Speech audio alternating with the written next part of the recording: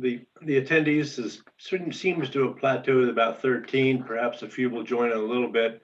So with that, we'll call this meeting of the Montoursville Area School District Board of School Directors to order for this regular meeting on Tuesday, November 10, 2020 at 7:03 p.m. And with that, I invite Randy to take a roll call. Mr. Albert.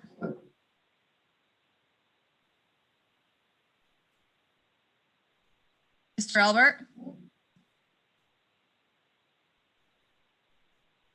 You're muted.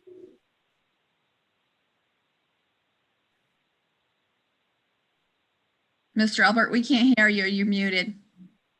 You can wave. Good and wave, Dan. There he is. We see him. Thank you. Dr. Berry. Here. Mr. Kunkel. Mr. Conkle here. Mrs. Marriott. Here. Dr. Mathers. Here. Mr. Ruffing. Here. Mr. Schimmel. Here. Mr. Snow. Here. And Mr. Ulmer. Mr. Ulmer here. Okay. I don't believe there's any recognitions or presentations tonight, but if somebody knows something noteworthy they might want to share, that we'll take a moment to hear that if you're aware of anything. Sure, Mr. Schimmel. I just want to acknowledge the fact that, as usual, all of Montoursville Area School District's athletic teams had a good season, but I would want to note that the football team and the girls soccer team went into playoffs.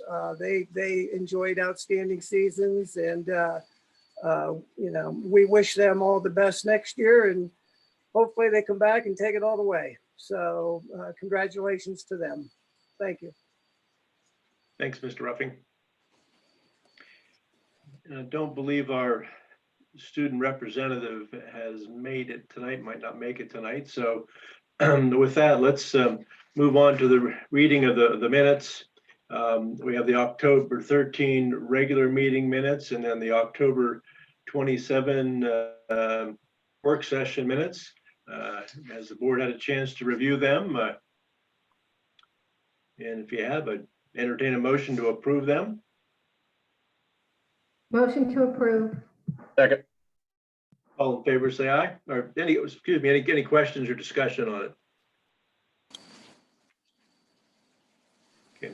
All in favor, say aye. Aye. Aye. Aye. Opposed? Okay, ayes have it.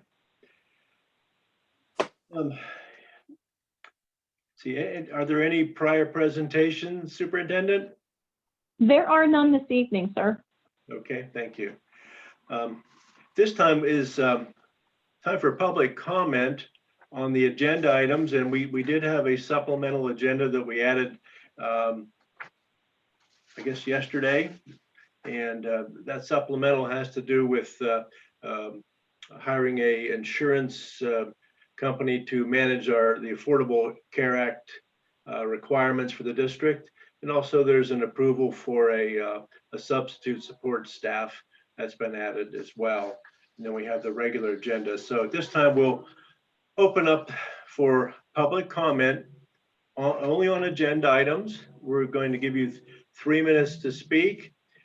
The question and answer format has served us well in the past for a variety of reasons on the buildings project, on the our transition through this COVID and changes in how the school is functioned and all that kind of thing. Has served us well to get a lot of questions answered. But at this point, I believe the necessity of that isn't present. If I would encourage the public, if you have a question specific to your needs, contact your building administrator, get a hold of a board member via email or phone, and field those questions one-on-one. Otherwise, please adhere to the 3-minute, and it's public comments on agenda items only. So with that, Sebastian, open the chat room to take public comment? All right, so with that, let's move on to the business manager's report. You've received copies of the treasurer's reports for the period ending October 31st, 2020 for the general fund and cafeteria fund. We are submitting these to the board for your approval and consideration. Move to approve. Second. Any discussion or questions? Okay. If not, then all in favor, say aye. Aye. Aye. Aye. Opposed? Ayes have it. You've received copies of the budgetary transfer requests. We are submitting these to the board for your consideration of approval. Move to approve. Motion by Dale, second out there. Second. Any discussion or questions on them? Yeah, I have a question on the budgetary transfer for $2,150 to purchase AEDs to replace the units that were on recall. If they were on recall, did we get a prorated amount of money back for recalled units? I don't necessarily know that they were recalled. The units were very old and we could keep the units, but they needed to be updated. And I believe it was just more effective just to purchase new ones than to update the old ones. Well, according to the paperwork we got, we got some budgetary transfer requests to replace some. And actually there was two. One was for $300 and the other one was $750. But then we got another budgetary transfer request to purchase of AEDs to replace the units that were on recall. So the old ones, we did have a different budgetary transfer request for the old ones, but as well as having a different one for the ones that were on recall. The old ones were 12 plus years old, and the recall and fix would have made it cumbersome for somebody to try and use them in the case of an emergency. So in consideration of the public's health, we replaced with new. And I understand that. I understand that, Dan. Not wise to fiddle with the recalled AED unit. And I understand that, but when something's recalled, the company that sells it normally prorates or repairs the recall item. That wasn't the case. We had to buy additional stuff to make those work. So what you're, I'll step in with that, Mr. Snell, and agree that on the advice of our nurses too, there was an option that you could purchase to add on to make them compliant and again, give every sense of that it would function properly. However, our nurses just felt with the age of the machines, the better option, the more reliable option, they felt more comfortable with their expertise and medical background was to replace. I guess if it's not your money being spent, that's easy to say. That's all I have. When you're talking student health and public health, since we have used these in the past, we're very sensitive to having equipment that works and that's easy to work for the person trying to save someone. Dan, we was just told the recall fixes the problem with them. And it was very cumbersome for the user to try to rescue somebody with heart failure. So that's all I got. Okay, any more discussion or questions on this? All right. Do we need a roll call vote for budget transfers, Fred? No, roll call is not required. Okay, thank you. All in favor, say aye. Aye. Aye. Aye. Opposed? Ayes have it. Brandy? You've received copies of the listing of invoices for the general fund and cafeteria fund for the period ending November 10th, 2020. We are submitting these to the board for your consideration of approval and payment. Move to approve. Second. We have a second, okay. Discussion or questions? Yes, I have a question on check number 59,923. It totals, first of all, we have gotten bills paying for these thermographic cameras, 4 of them, 1 for each school. And I have brought up the fact in a couple meetings of spending $19,000 for these cameras. At no time did our administration correct me and say, no, we didn't spend 19,000. We spent $37,467 for these cameras. These temperature scanners, when we could have gotten handheld scanners, some of the best that money can buy, for $200 a piece. The other thing I have a question, Brandy, these payments to charter and cyber schools in this month's bills, are they for a month-long period? Some of them are monthly, and Warren County, I believe, is the annual bill. I would have to pull it and check it, but I believe that was the annual total I had on. I think that was the payment this time, was the annual. But the figures that I have adding them all up comes up to $569,000. Am I correct in saying that's $569,000 that wasn't budgeted? I have a presentation actually on this, so I'll be able to cover that in better detail for you here in just a little bit if you'll hold on that one for just a minute. Oh, okay, because we already got, all right. All right, that's all I got. Any more questions or discussion?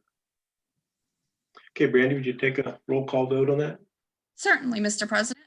Mr. Albert, Yes. More like influential and like, Dr. Beery, I don't know. Yes. I just like listening to hear like stories. Dr. Beery, Yes. Mr. Kunkel, Yes. Mrs. Marriott, Yes. Dr. Mathers, Yes. Mr. Ruffing, Yes. Mr. Schimmel, Yes. Mr. Snell, No. and Mr. Ulmer. Yes. All right, so you have during the business portion, you have something for us, Brandy? Yes. Okay. First, start with an audit update. The auditors were here on Friday to conduct the simple audit, and that piece is getting close to being done. I am currently working on the MD&A, AFR, hoping to get those done here shortly. We have 2 motions on the agenda this evening to make 2 bond payments early. These payments are in the budget for this year, and they are going to be scheduled to be paid in the spring. If we go ahead and call these bonds and pay them early, we will save approximately $20,000. Cash flow is currently pretty well in the budget, and I feel that doing this now can save us some money that we can use in other places. We are actually starting to work on next year's budget. And I'm going to share with you the only major concern I have in this year's budget here. Just let me share my screen.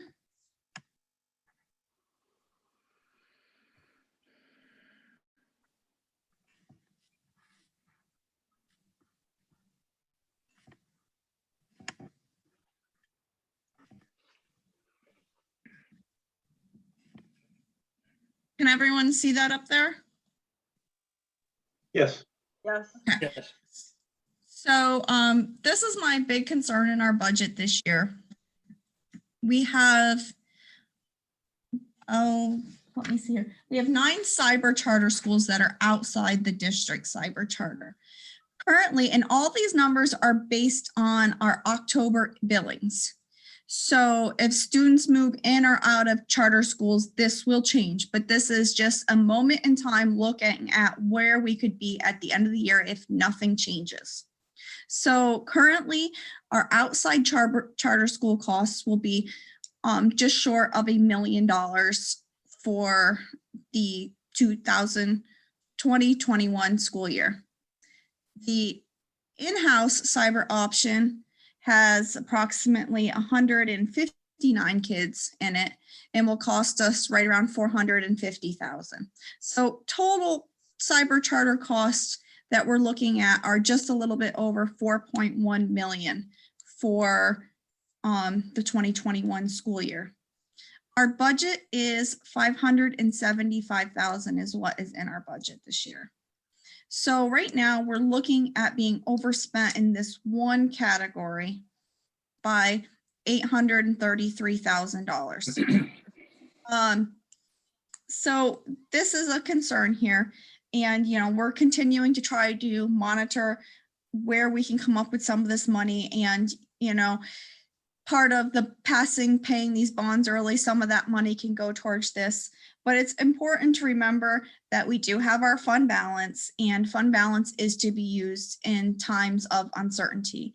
No one could have projected 2 years ago, last year at this time, that we'd be looking at this right now. So these are times when it's important to have your fund balance, and we know we're going to be okay. But this is something we need to watch and be mindful of moving further into the year, that we are going to have a shortfall for some amount of money, and we have to be prepared for that moving forward. And I just thought this was a good time to bring it forward and just to show you about where we are with our cyber charter school costs at this time.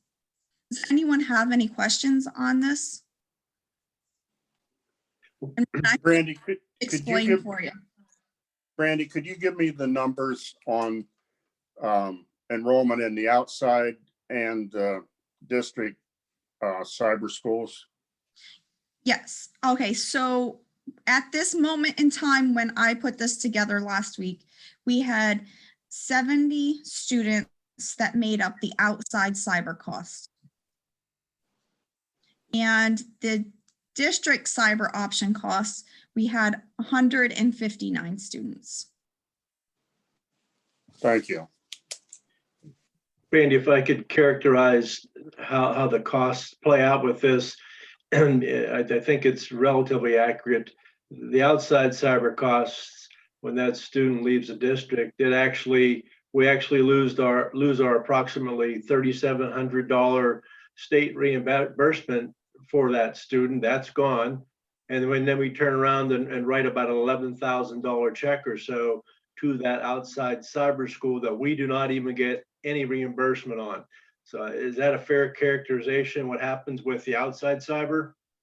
I would have to calculate your figure, but that's about where we are, yes. But this number that is on here is only our bill of the $11,223.27 per student of a regular education student. Okay. Now, as far as our district, our Warrior Online, although we have to pay out $2,700 or so dollars and a little bit more, I believe, for some other things, but we still retain our $3,700 approximate reimbursement. So it's not a total loss. We still have a little bit of net revenue, a little bit, even though they are in Warrior Online. Is that a fair characterization? Correct. We pay for, the online piece of it, plus the workbooks and any of the time our teachers spend on it. So we do spend a little bit more than that 2,700 on them. But it does, it is a lot of, it's cheaper for us. Yes. I think the infuriating thing about the outside cyber cost is, if the legislature wants that, I don't, in some respects, I don't have a problem with that, but don't make the local school districts pay for it. If the legislature wants it, they should fund it, but they're not. They're sticking it to us. Yeah, Dave, especially at a 52% graduation rate.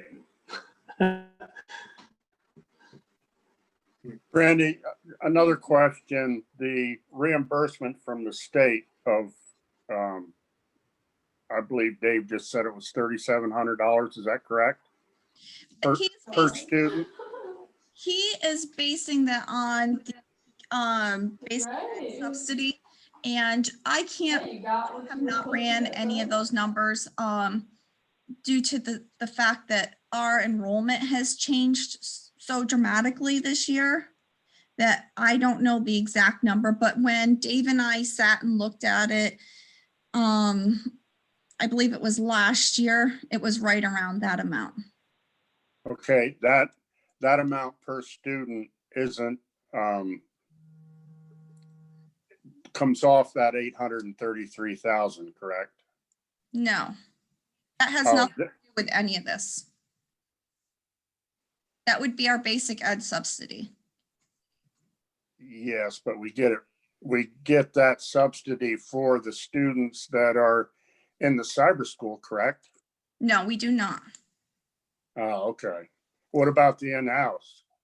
So yes, so because they're So, considered our students. so that state subsidy would come off that 442,000 then.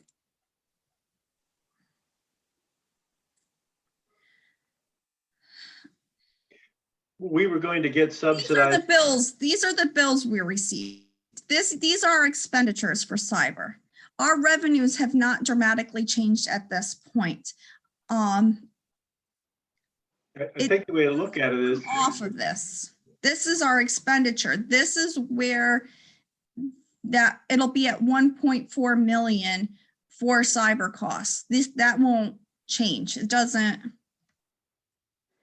I think the way I look at it is those students in Warrior Online, they're our students anyway. They're ours. It just so Correct. happens now because they're in online, we have an additional expense over and above the normal classroom expense, you might say. So, they were ours anyway. We just tacked on some added expense. Be nice if the subsidy offset it, but that isn't really the way it works out on paper. I understand what you're saying. Randy? I'm saying that this deficit of 833,545, which is what wasn't budgeted for, the state money that comes in per student would be getting subtracted off that to bring that that number down. No, our subsidy will probably be less because our enrollment is less. For sure, but there's still a subsidy. It's not going to bring that number down. And it's no different from other years, right? I mean, that subsidy is a constant number as a revenue. No, that subsidy is a calculation that's figured out. There's a basic ed subsidy calculation that's used to calculate that number. And the more students That number is based on your ADMs, and our ADMs have dropped. and the more students you have, the more subsidy you get. The less students you have, the less subsidy you get. Correct, and we have less students. And when we have students that are in our cyber, they are our students, so we are getting subsidy for those students. Correct, but our enrollment overall, including those students, has dropped. Brandy, I have a question. Was the budget of 575, did that include our district cyber program? Yes. Was there cost factored in on that? Okay. Well, we didn't add that into the budget.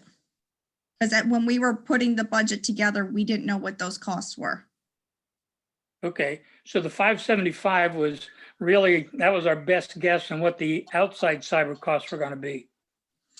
Actually, I think I gave you something that actually showed it to be a little bit higher than that last year when I was presenting the budget.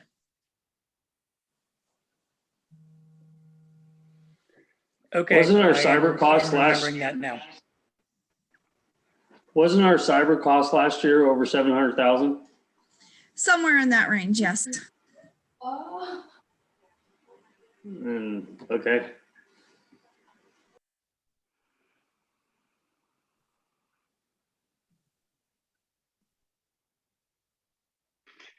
Okay, well, board, if there's no additional discussion or questions, and I guess, Brandy, do you have anything else for us in the way of presentations or anything?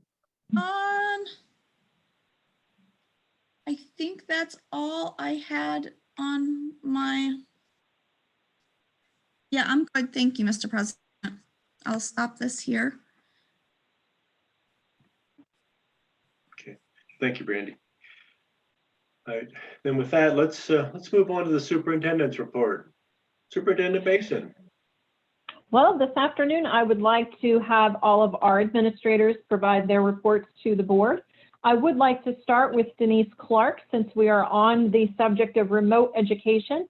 Denise has prepared a nice report, and then we'll move from her into the other administrators. Right, good evening. Can you guys hear me okay? Yes. Okay, thank you. As of today, November 10th, there are 126 full-time K through 12 students enrolled in Warrior Online Learning. There are 38 elementary students, 36 middle school students, and 52 high school students enrolled in WAL. We currently have 5 high school students who are taking some core classes at MAHS and finishing their electives online. In October, we had 42 students leave WAL. Most of that number returned to our district-run brick and mortar schools. So after the decision was made to return to 5 days. As enrollment has begun to settle, we're focusing our attention on reaching out to students who are struggling with the unique challenges of online learning to offer support and guidance to them. Warrior Online Learning courses are a semester long. So the end of the first marking period marks really a midway point for our online learning students. Because the coursework accumulates over 2 marking periods, in January, the course grades that WAL students earn will become their grades for the first and second marking periods. We have communicated this with all WAL families, and we're currently in the process of making individual contact with students who are at risk of failing their semester courses. We've also partnered with the MAHS National Honor Society to provide tutoring for WAL students upon request. And as President Schimmel mentioned before, we continually strive to include our WAL students, and they are our kids. And so we strive to include them in our district provided opportunities, from yearbook photos to sports to music classes. The second semester workbooks have already been ordered for our K through 5 students to ensure that we do not experience the delay in shipping that we had in the fall. In my personal opinion, the decision to contract with Warren County School District as our curriculum provider has really proven to be a wise one. We started the school year in September with 178 students enrolled in WAL. And Warren County School District understood the circumstances that every district found themselves in this year, and they provided a grace period for us to allow for that fluctuation of enrollment in September. As Mrs. Smith noted earlier, we were charged only for 159 students as opposed to the starting number of 178. The administration and staff of Warren County have truly been excellent, from regular live lessons to individualized support. The WAL students and their families are really in good hands. Montoursville staff has just been instrumental in the success of our WAL students. Our learning support staff and guidance counselors are part of the team that are checking in and supporting online students. Library staff members have helped to provide hard copies of reading materials for online students. And our tech team, of course, has been crucial in providing support for our district provided devices and the learning management system that we offer. And finally, our brick and mortar staff members have been incredibly helpful as students make that transition from online learning back to the traditional classroom and vice versa.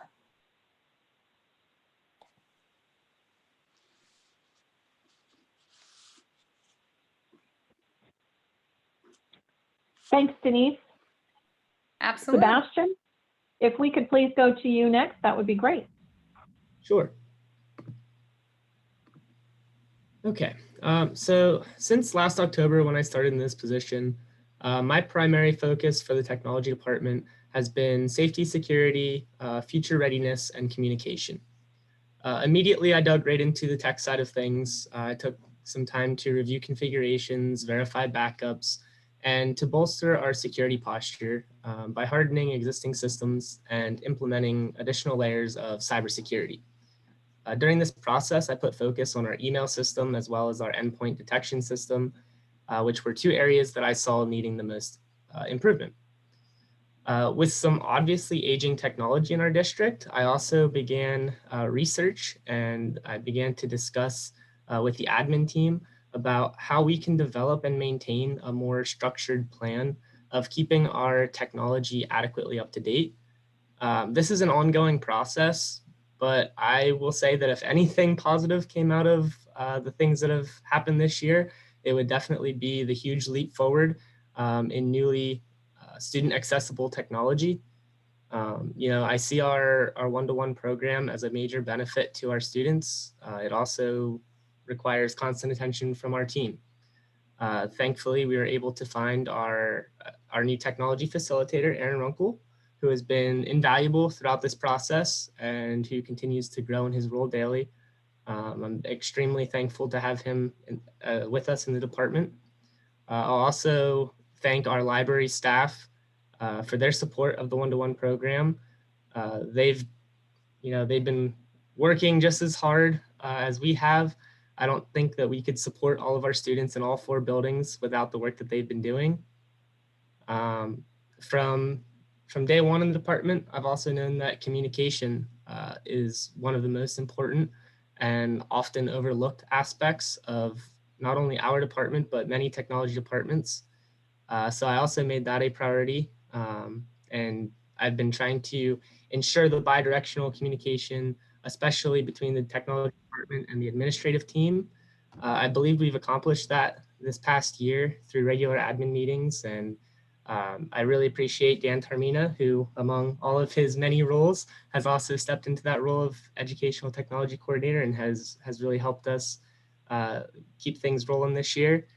And I plan to continuously use these lines of communication to stay up to date on the educational needs of our district that I believe should now and always guide our departmental goals.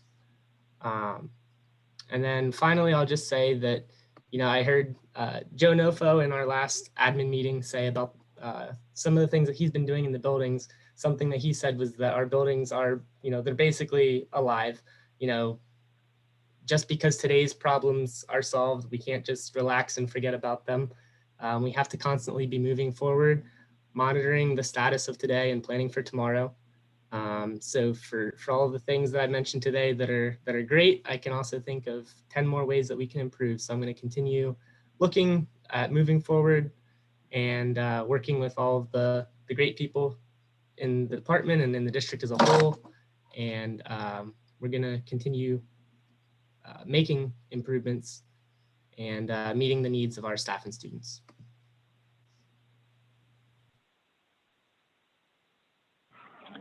Thank you, Sebastian. I think everyone can recognize too, Sebastian's role is critical in our online capacities. He and Aaron have taken on a huge step when we moved into a one-to-one platform. And they're doing it, but we are hoping here shortly to be able to replace Paul Smith, and we will be bringing that to you in the next couple months as well. Dan Taormina, if you could please give your report next. It was mentioned earlier tonight about football and soccer. Both fell, unfortunately, Saturday in the District 4 championship.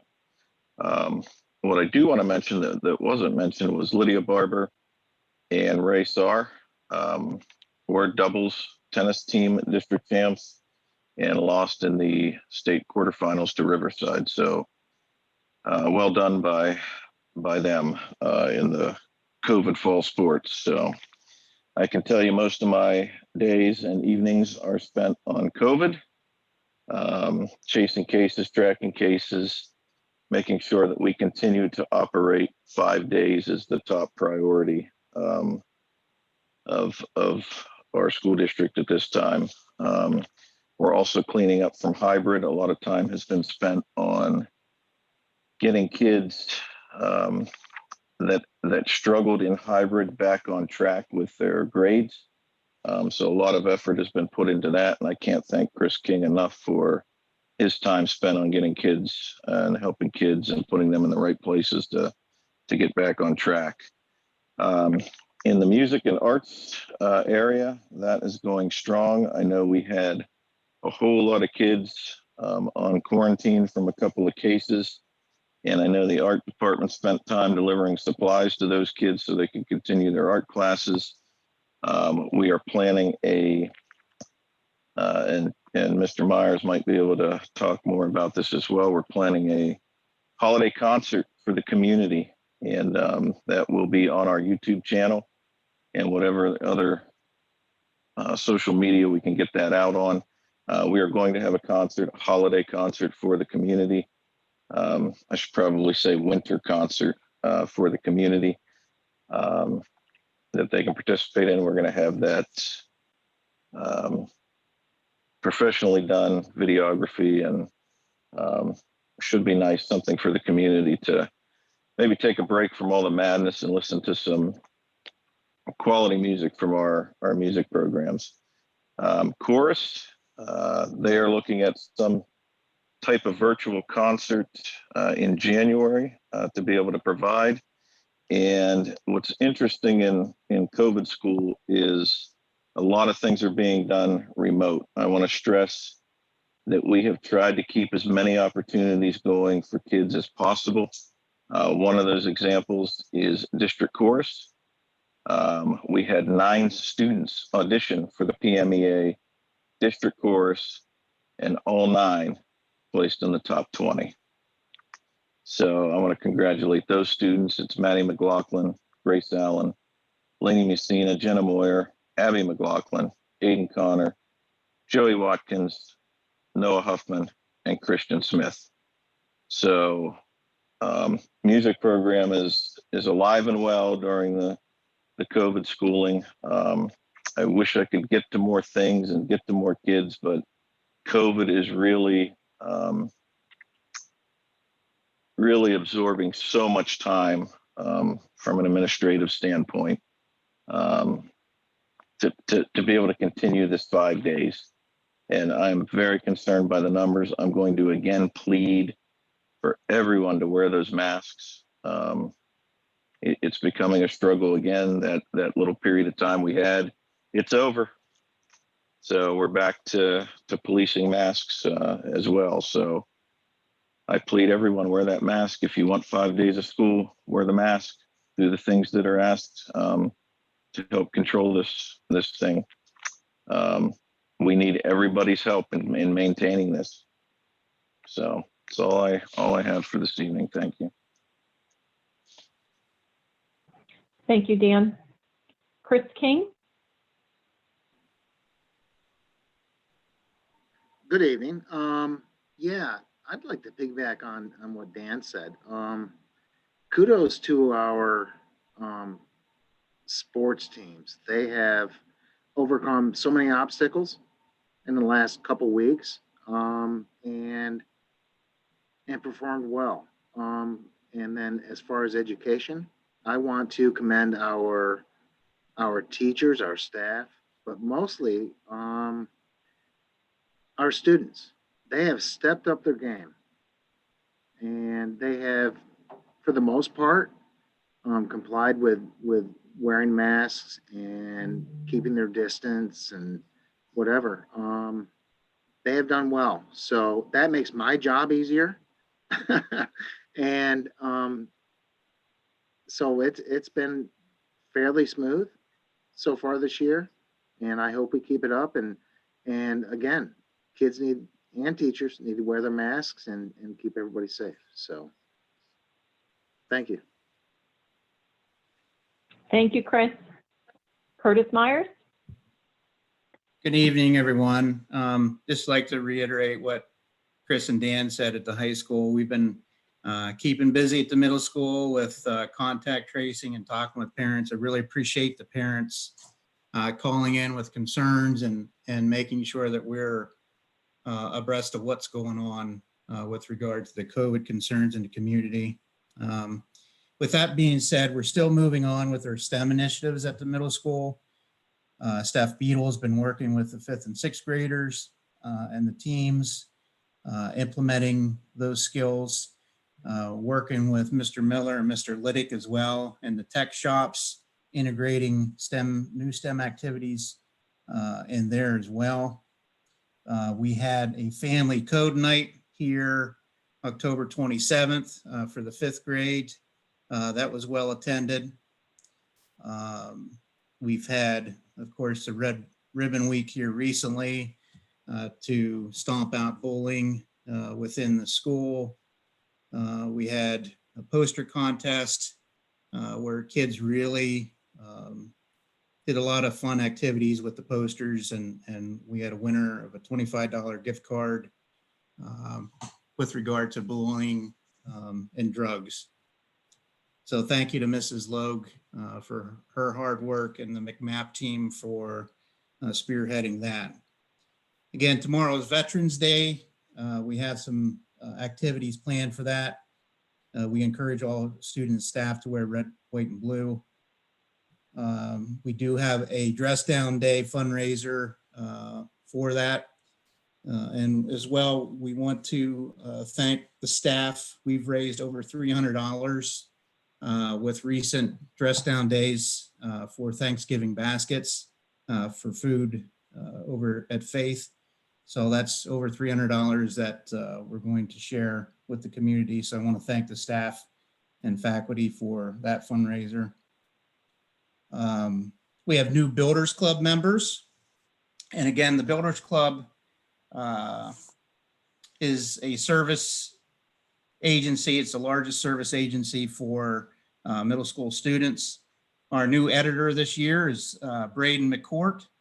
Treasurer is Andrew Truman. Secretary is Shaw Simpson. Vice President is Sydney Boyle. And President is Ellie Mullen. So congratulations to those students. And thank you, Mrs. Confer, for facilitating that. We're busy. Many of our staff are involved in what's called the Path to Graduation. And that targets students in the middle school level with our goal to try to inspire them to do really well, not only at the middle school level, but the high school and graduate. So we had, with Mrs. Williamson, myself, and some of our team members today, we had a long training. It was really exciting. So I'm inspired for the future of McCall, what we can do for our at-risk students. Sports teams, we have girls basketball currently practicing, as well as the junior high cheerleading. Have signups for boys basketball and wrestling starting up. And I think we have the end of the trimester coming up here December 3rd. And again, if you have the opportunity to get on the Scholastic virtual book fair, Mrs. Aldebrando's been, if you check out our Facebook page, we have updates all the time on that to help out with our teachers and getting books for our classes. So we have a lot going on. We appreciate your support. Have a good night.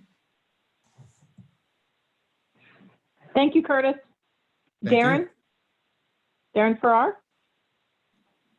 Thank you, Mrs. Basin. Actually, Dr. Breon and I are going to do a combined elementary report tonight because some of the things we discussed we're going to report on are very similar because we do a lot of the same activities, and wanted to highlight first and foremost, we had a chance this week, our teachers, to meet with parents and give updates on how students' progress is going so far.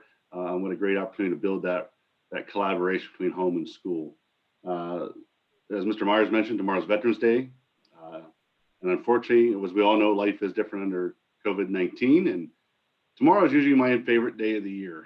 We get to bring in so many veterans from our community, thank them for their service, and what a great teachable moment for our children in our community to respect and pay to honor them for their service to our country. We're still going to do that. Unfortunately, we can't bring our guests in, but we're going to be making cards and have been making cards and notes to send to veterans and VA hospitals, and encouraging students to thank veterans that they know in their family and their community and who they meet when they're out with their parents. As well, Mr. Myers mentioned about donations from the staff. We've been doing a number of charitable activities at both schools for our community, and whether it be monetary donations or collecting food stuffs to help, like food pantries and so forth. Again, what a teachable moment, and very thankful for the families and the students and the staff for contributing to that. And again, giving back where we can, and we're just very thankful to do that. Dr. Breon. And to piggyback off of some of the great things that are going on in both schools, we've also both done mock elections for our students, which were quite entertaining to hear students' perspectives on the presidential candidates. And both student bodies again voted, and were quite excited about their votes and the opportunity to cast their ballots. And you hear the results in how they were able to perform. So talk about teaching children, their civic responsibility and getting them involved in what that process is, and being able to have a voice, even if it's only in a mock experience, but for their building. So it was an awesome experience.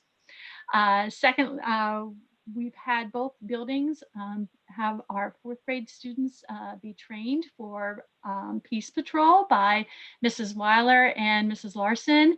And our Peace Patrol are students that are elected in role positions to be peer mediators on the playground, and serve in that capacity throughout this school, just helping to resolve conflicts among themselves, and to serve as role models, and then take on extra leadership jobs throughout the year. So it's a great opportunity for our students again to take that leadership role and really help one another out. So we are very proud of our Peace Patrol members.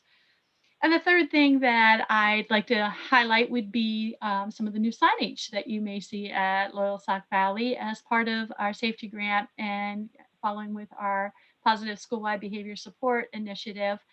We have had the option to move our Loyal Sauk Valley sign from under the porch out to the front of the building for greater visibility of what the name of the school actually is. And then under the porch, thanks to Abby Signs, we were able to put our PRIDE acronym there, which stands for practice kindness, show respect, inspire others, do your best, and everyone is included. So it's a reminder to students every day when they come into the building what our expectations for them are as we continue to bring our school-wide positive behavior support into practice there. And just, again, a great program to be able to just make some changes with our student behavior, and then ultimately again with academics. And I'd just like to echo what the other administrator said as well about wearing the mask, and parents, just a reminder, you're the role model for that, and that we strongly encourage any communication that you have that you can share with us in any circumstances, because that helps us just to be preventative the whole way around. So thank you all for your support. Dr. Breon, I have one question for you. Is the PBIS video available for everyone to see? I am working to get that online on our webpage. So that's one of the things that, Okay. Yes, we will get that out there, but thank you, Mrs. Basin, for that showcase. I can't wait. I want to see everyone's reaction to the PBIS Loyalsock Valley Elementary video. It was so cute. I really loved the way there were no pretenses. Everybody dug in, did something fun, and had a great time with it to show our kids how valuable, number one, they are, and their education is so valuable to them. It was just adorable to see. So I can't wait for everybody to see that. So thank you, administrative team. Appreciate it very much. We are into November, and for our staff and students and our parents, I'm sure that it feels like it's longer than November in some ways. But being a part of November is Veterans Day, and while we cannot honor our veterans in the same way, it's important that we continue to honor our veterans. And I'm very proud that we live in a community that does that so well, and we are very vocal about it. Paula Polizzi took that on many years ago to honor our veterans, and I just want to say a special thank you to Paula for being able to bring something so special. As Mr. Farrar said, it is my favorite day in our district. So we will miss it this year, and hopefully we will be back bigger and brighter next year as well. With the pandemic, we also think of Thanksgiving and the senior citizen Thanksgiving dinner that we have now had to cancel twice, once because of a snowstorm and this time because of a pandemic. My hope is that next year we can resume that tradition and have our senior citizens come and get to see our students and what they get to do as part of their daily schooling and their academic achievements. So hopefully next year we will be able to get to that as well. There you go, Mr. President. Thank you, and thank you, administration, for all those good reports. Really appreciate hearing that. We see it written on paper sometimes, but it's always nice to hear you tell us about it. That's always special. So thanks. With that, then I guess we're ready to move to the agenda items. So Superintendent, would you like to walk us through those items? Sure. May I please have a consent motion for personnel items P1 through P3? So moved. Second. Any questions or discussions about that? Okay, all in favor say aye. Aye. Aye. Aye. Opposed? Opposed? None? Okay. Under transportation, T1, approval for Promised Land busing rates in the amount of $2,295.14 for October of 2020. To approve. Second. Any questions? All in favor say aye. Aye. Aye. Opposed? Ayes have it. Under budget and finance, I will read these separately as they do need separate motions. BF1, motion to approve the resolution for early redemption of the outstanding April 1st, 2021 payment for the Series 2014 bonds. Do you have a motion? Move to approve. Second. Thank you. Questions? Discussion? Okay. If not, then all in favor say aye. Aye. Aye. Opposed? Ayes have it. BF2, motion to approve the resolution for early redemption of the outstanding May 1st, 2021 payment for the Series 2015 B bonds. We have a motion. Move to approve. Second. All right. Any questions? All in favor say aye. Aye. Aye. Opposed? Ayes have it. May I please have a motion to add the items on the supplemental agenda? Motion to approve. Second. Second. Any questions on that? All in favor, say aye. Aye. Aye. Aye. Opposed? Ayes have it. Under G1, approval to contract with Conrad Siegel to provide mandatory Affordable Care Act reporting for 2020 at a cost of $6,800. This cost is the same as 2019. Move to approve. Second. Any questions on that? What's, could you give, Brandy, could you give just a brief overview on what that reporting might entail? Nothing too deep, just a flyover.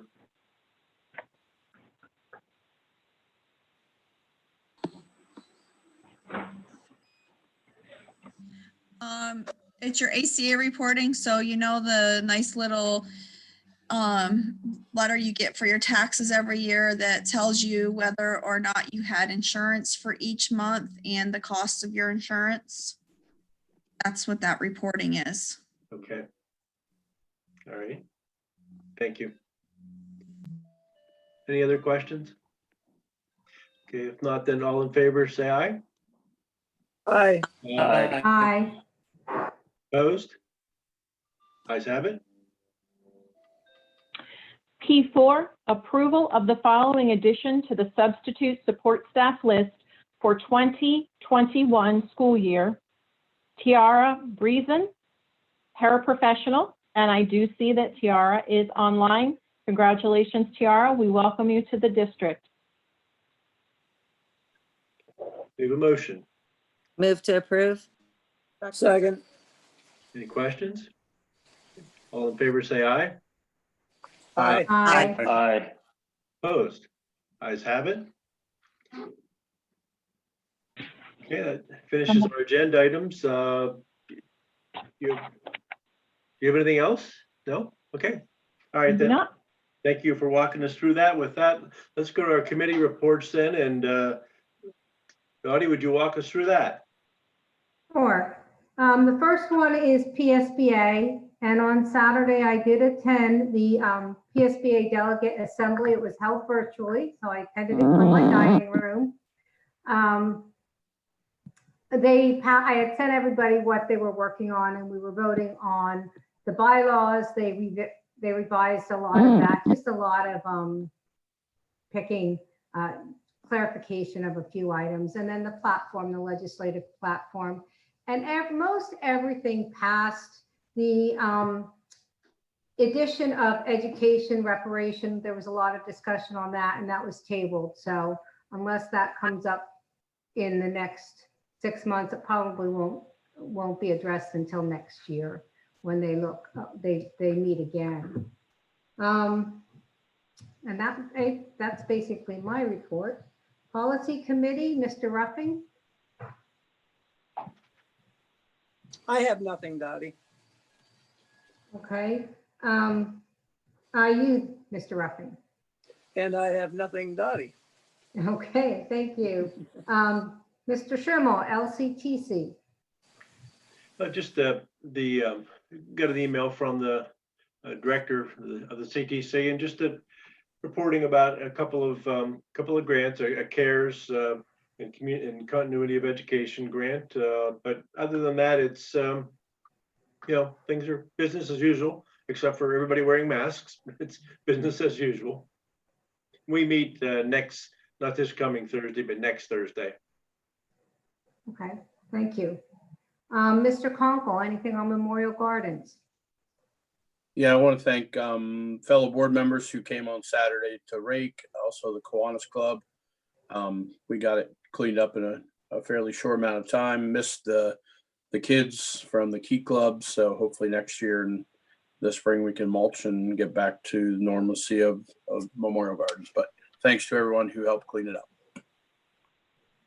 That'd be awesome.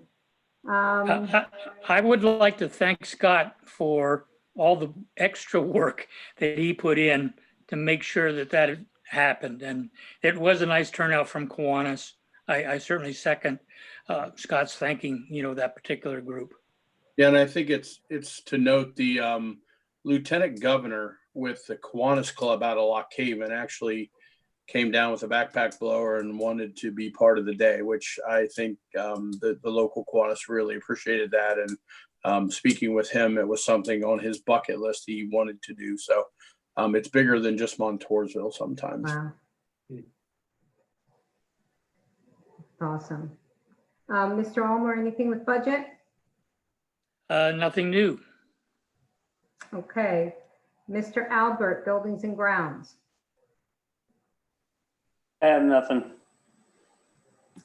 Okay. Mr. Almer, anything from Montoursville Foundation? We did have a meeting last night. Unfortunately, we didn't have a quorum, so there really wasn't any business conducted. It is a very difficult time for, I think, organizations like the foundation that finding it a little frustrating. Yeah, yeah. And extracurricular, Mr. Conkle. I believe it maybe Dan can, and I believe the winter sports is going to kick off. Dan, is that correct? It's supposed to. Yep. So hopefully we can move forward there and be safe, and that kids enjoy the sports that they do in the wintertime. Yeah, we are going to continue our the 2 tickets per participant into the winter. Okay, smart move. That worked for us in the fall. We'll see what that does in the winter. We might be able to add on to that, but we'll see how it goes. Dan, are the schedules going to be delayed, the start of the sports seasons? Are they shoved back? Nope, everything's on schedule. Okay. There's still some talk of some condensed stuff. Wrestling is the biggest concern because everything has been outside to this point. With football, we were able to put masks on the, this sounds silly, but put masks on the face mask of the helmets. So we had an additional level of protection there. Wrestling is just a concern as we move forward. It's a concern in PIAA.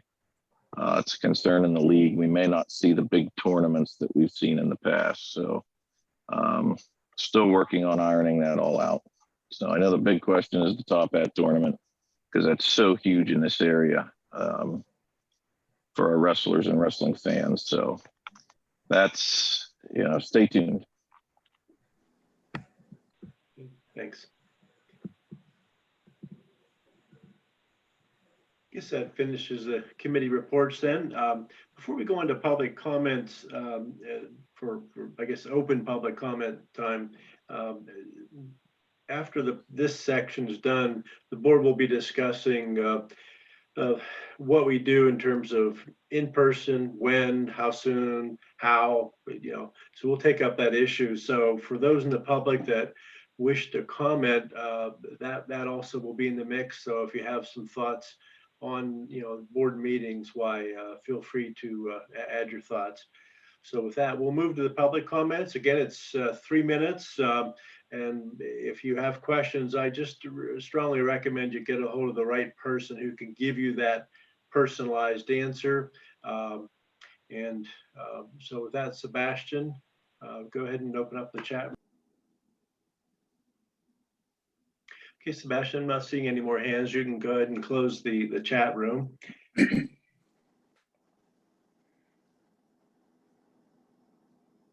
And so with that, board, let's move on to just a discussion on in-person. Hey, Dave. Yes. This is Scott. Hey, I want to bring up, I got a few phone calls, and this is probably directed at Dan. Reference to ski club and other clubs that could do things for the winter just as sports is kicking off. What is the goal moving forward, Dan, to allow groups like that to meet that are outside, or, is there something moving forward for them, or are we just kind of... Our plan is no travel. So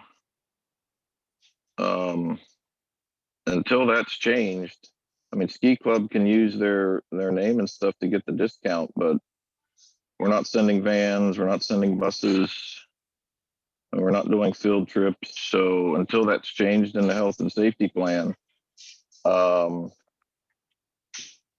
don't know. You open that up, then we got to start questioning field trips and everything else. Most things have moved to virtual, other than athletics.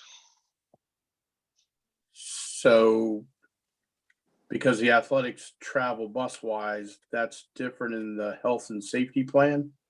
I guess I'm not. Yeah, that has a separate health and safety plan, and that's governed by PIAA. Ski club is a club within the school district.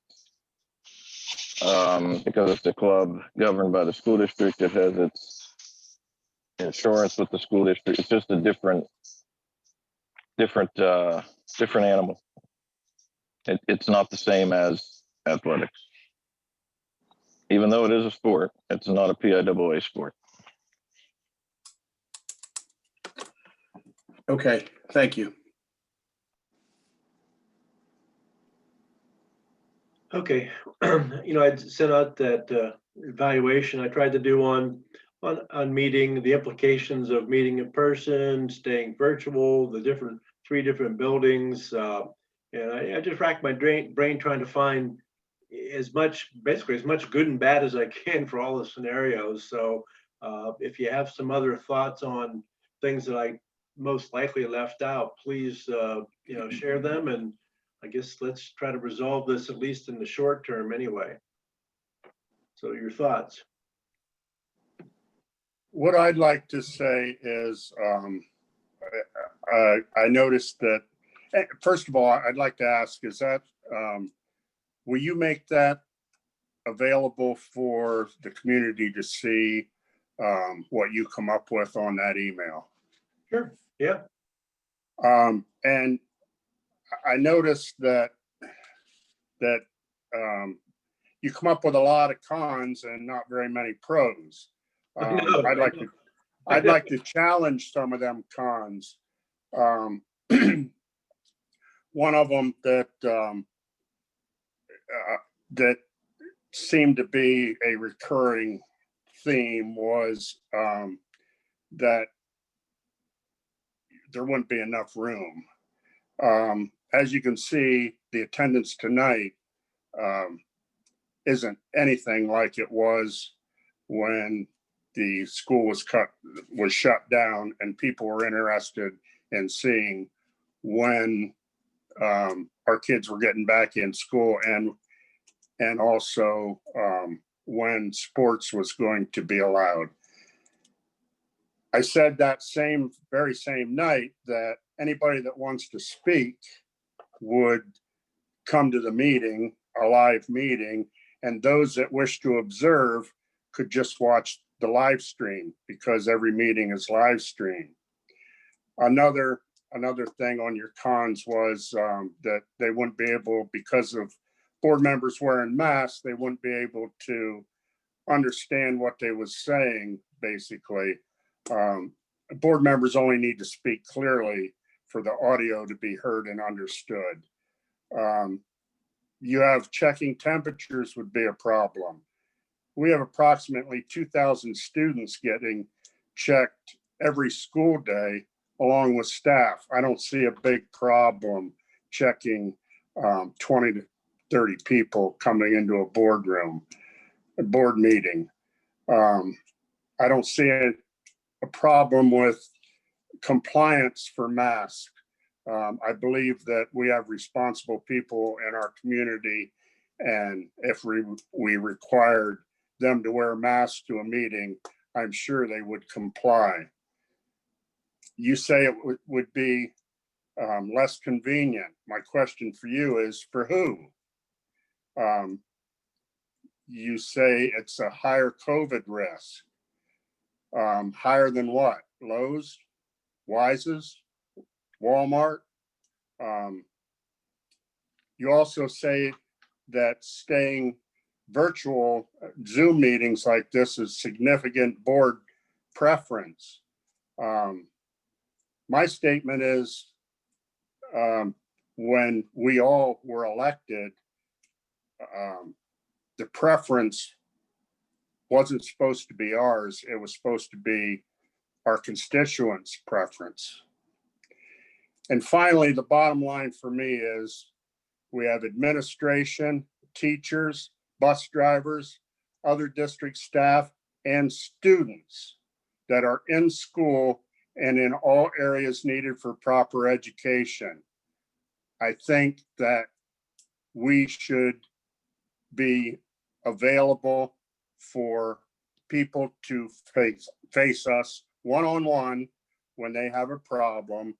I realize that these Zoom meetings, when we didn't have students in school and the schools were shut down, I understand having them then.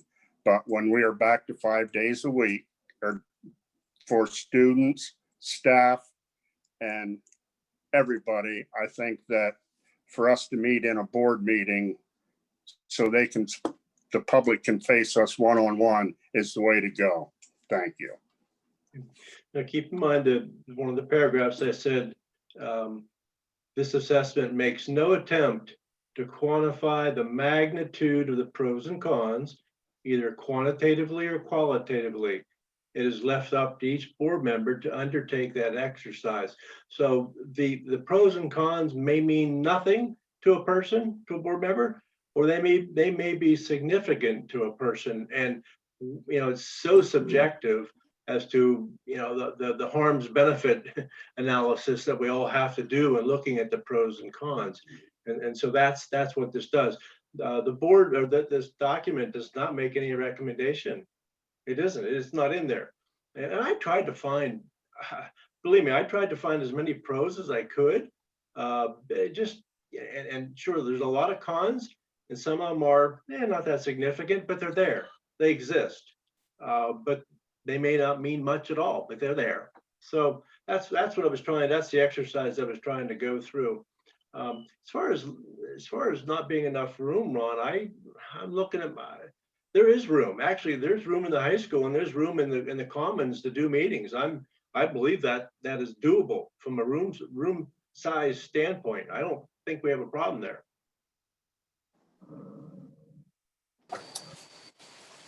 Dave, I'd like to Okay. weigh in on that also. Go ahead, Bill. Like Ron, I agree with Ron that I would also like to have an in-person meet. I'd like to see us go back to in-person meetings. Ron's point of everybody else is in school, we should be too, I agree with. However, what turns me off on this whole thing is the logistics involved in setting up a room for us. And first of all, Dave, I'm sorry, I forgot to thank you for the legwork that you did on that. It seemed to be all-inclusive to me. I think you did a great job. Thank you for that. But the additional strain on our maintenance people, our janitorial staff to set everything up, tear everything down, the costs involved in that, there were just so many cons for me. And then when I looked at all that, at the end of the day, I think we can all agree that our attendance in a virtual meeting is considerably higher than what we would normally get in an in-person meeting. Now, I recognize the fact that we had some hot topic items recently, but overall, we get considerably more people who are able to attend our meetings because they can do it from home. They can sit in a recliner in their, in their pajamas if they want, and they can still attend the meeting. They don't have to have a babysitter. They don't have to go out. So to summarize, to go through all the additional work and the expense to what would ultimately be a smaller audience, that is why I would go with continuing in the virtual format. Thank you.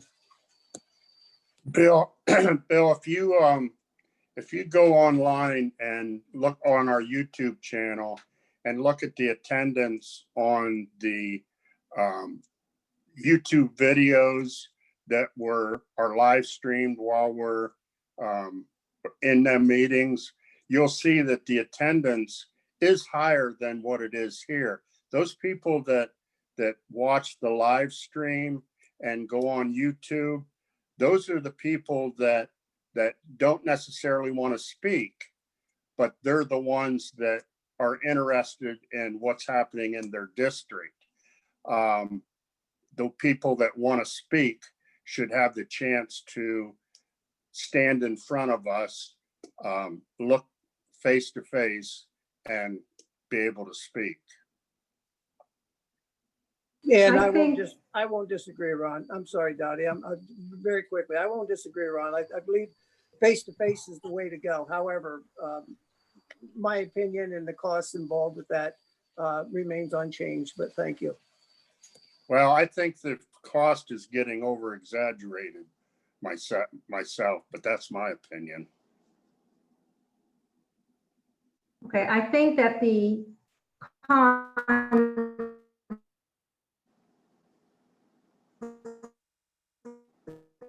greatly outweigh the pro skyrocketing, over 3,000 a day in Pennsylvania, and Montoursville is getting close to 100. We have a high positivity rate, it's greater than 5%, and now is not the time to add to bring people into the schools, into the building that could possibly be infected. This works. I get to see, I get to talk, I get to hear, people get to come online. As Bill said, it's easier for people than coming into town. We're going into the winter, we're going to have bad roads. More people can participate. But my main concern is the COVID, and I really don't think that that's appropriate for us to go in person just so somebody can stand in front of us and talk. They can talk right here and I can hear them very clearly. The Department of Health recommendations are to work remotely when possible. I supported and voted for the school, for the students to go back full 5 days because remote learning for them was not working, but this is working. And I think it's highly irresponsible. Sorry if you're I'm disagreeing with you, Ron.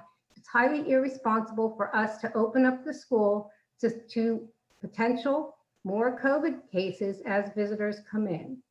And I would like to think that our community is responsible and will wear masks, but I was at Weiss today and there were a lot of people without masks.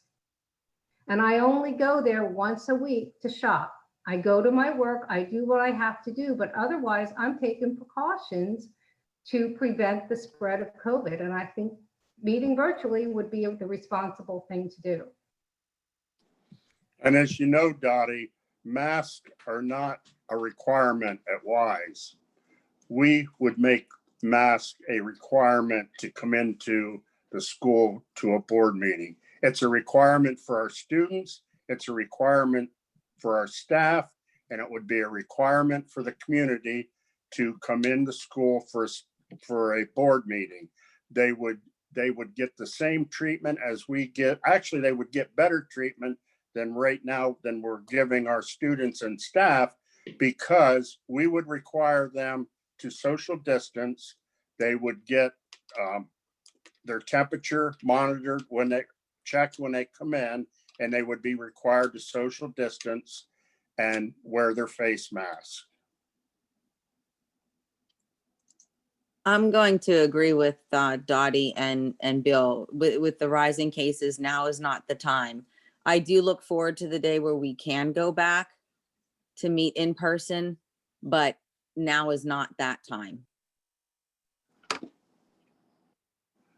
It was time Dave, for our I do- staff and our students to go back. Dave, thanks so much for the detailed report. A lot of time and effort and greatly appreciated. I'm agreeing with Dottie, Jen, Bill. Now is not the time to get back with the rise in cases. I do think when the time becomes appropriate, there is going to be an increased cost. I don't think the cleaning and some of those things are going to go away. And I do think we're going to go back and we will have some added, costs. I personally am looking that once a vaccine happens and we get through, I'll call it the more traditional flu season. It is interesting to me that we're not hearing anything about the flu that I just got vaccinated a few weeks ago for. It just seems to have disappeared. But that's another issue in itself. But again, this certainly is not the appropriate time to look to get back to a in-person gathering. Hey, this is Scott. I was hoping we could, but however, seeing the numbers rise and what's happening, and I'll agree that we probably need to stay virtual. And I'm guessing till after the first of the year, this is the way it's going to happen. If there's that much concern with everybody, does that mean that you want to stop sports? That you want to stop 5 days a week in class instruction because of concern? Is that what you're all saying? Because what makes us better than the students and the staff? Ron, what I said was, I'll be brief, Sue, and then I'll be very brief. What I said was it wasn't working for the education. Many of the students were having difficulty with the remote. This is working. That's the main difference. Go ahead, Sue. Hold on, let's be careful not to impugn character or motives, because I'll end this discussion if we start doing that. And I agree with everything you said, Ron, and I'm hoping, the time ideally we would have been nice to be face-to-face in September, October, and again, March, that is a priority. I guess I'm just visualizing bringing people from the community who may or may not be wearing masks in their daily lives. And even, they're touching the door handles, they're using the restrooms and again, going back full remote terrifies me. And the idea of bringing extra people from the community, ourselves included, into the building, touching surfaces and doing that at a time when the cases are rising, it literally makes me feel very nervous. And because I think it's adequate online, even though it's not optimal, I agree with the rest of the. Maybe we should ask the 5 or 6 regulars that come to our board meetings. We don't have no more than maybe 6, 8, 10 people at our meetings, at least before COVID. That's the way it was, not unless something big comes up. And if something big comes up, we're not going to be able to have it in public anyway, because you're going to have 200 people showing up when it's something major. So as much as I'd rather be in person, just like anybody else, here for the last 40 minutes, we're talking about something that really isn't relevant when it comes to ask the 5, 6 people that come to every board meeting what they'd like to do. I don't know. Just saying, I think we're just overplaying it too much. Danny, I just want to say that, remind you that in our marathon session we had till 2:30 or actually 2:24 in the morning, there was over 240 people in attendance of that meeting. Out of them 240 people, there was only a little over 50 speakers. Now, that's including the ones that spoke 2 or 3 times in that meeting. So that, as long as we're live streaming, you're not going to see 240, 250 come to the meetings when they can live stream. The ones that are going to come to the meetings are the ones that want to speak in front of the board one-on-one and to face-to-face.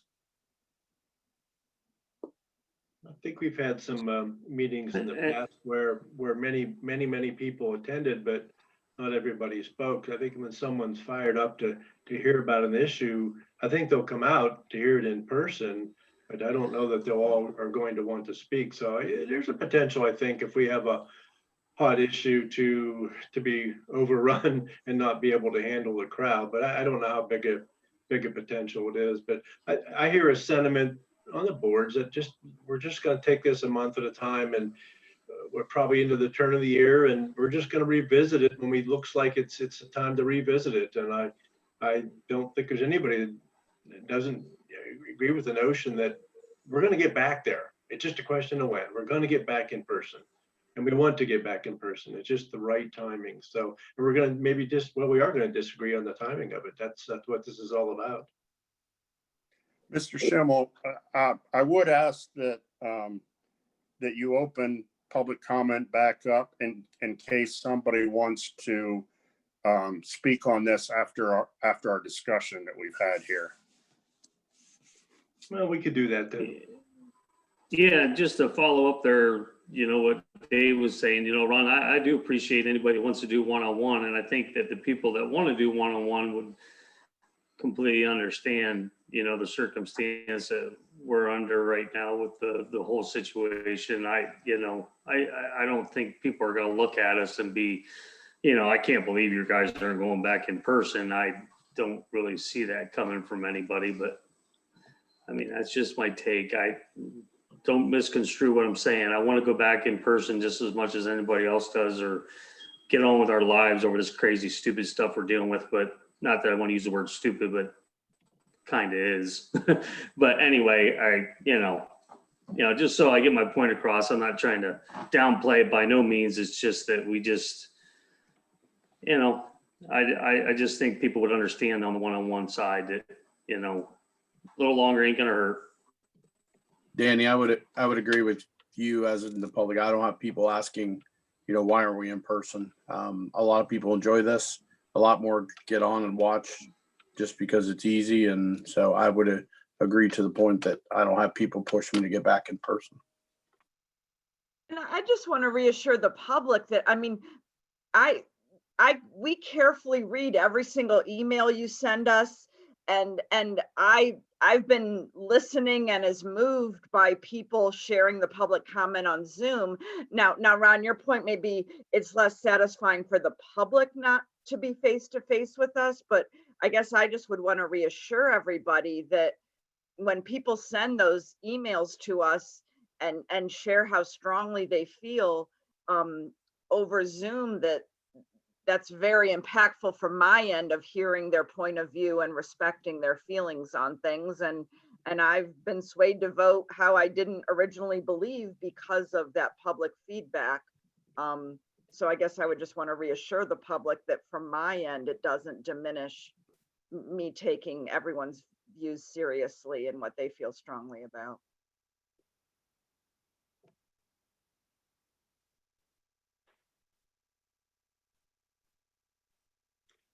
Okay, well, Sebastian, we'll open this up for 3-minute comments on this issue only. 3 minutes, and caution to be careful how thoughts are expressed.